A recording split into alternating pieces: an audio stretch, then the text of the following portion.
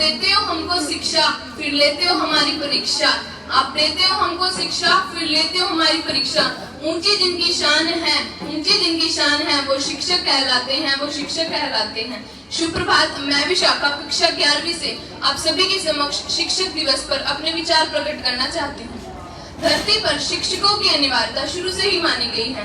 रामचरितमानस में भी तुलसीदास जी बताते हैं कि जो गुरु होते हैं वो मानव के रूप में नारायण ही होते हैं, जिसकी वो वंदना करते हैं और कहते हैं कि कोई भी ज्ञान, कोई भी शिक्षा प्राप्त करनी हो तो वो हमें अपने गुरु से ही करनी चाहिए, क्योंकि जो गुरु होता है वो जिस प्रकार सूर्य निकलने पर अंधकार का नाश हो जाता है, वो भी अपने विचारों से मोह रूपी अंधकार का नाश कर देता है। भारतीय संस्कृति में तो गुरु को भगवान का दर्जा दिया जाता है। गुरु और ईश्वर में कोई अंतर नहीं किया जाता।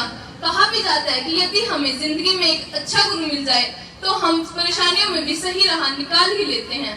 भारत में शिक्षक दिवस 1962 से मनाना शुरू हुआ था, जब डॉक्टर सर्वपल्ली राधाकृष्णन जी के जन्म दिवस पर उनके छात्रों और मित्रों ने उनका जन्म दिवस मनाने का विषय रखा।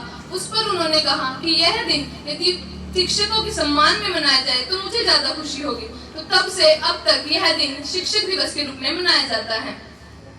कहा भी जाता है कि जो गुरु होता है वो हमारे लिए पथदर्शक का काम करता है। वो हमें सिर्फ किताबी ज्ञान नहीं देता, सही राह दिखाता है, सच्चे रास्ते पर और अनुशासन में रहने के लिए प्रेरित करता है। अंत में मैं कुछ लाइनें कहना चाहूंगी। आप देते हो हमको शिक्षा, फिर लेते हो हमारी परीक्षा। रोए तो हमें हंसाते हो, अगर हम गलती करें तो हमें समझाते हो। माँ ने दिया जीवन दान, आप बनाते हो इसे महान। माँ ने दिया जीवन दान, आप बनाते हो इसे महान। ज्ञान का दीपक आप जलाकर हमें चमकना सिखाते हो, हमें चमकना सिखाते हो। इसलिए मैं कहती हूँ, यदि जिंदगी में कुछ पाना है तो शिक्षक का सम्मान करो, शिक्षक का सम्मान करो। धन्यवाद।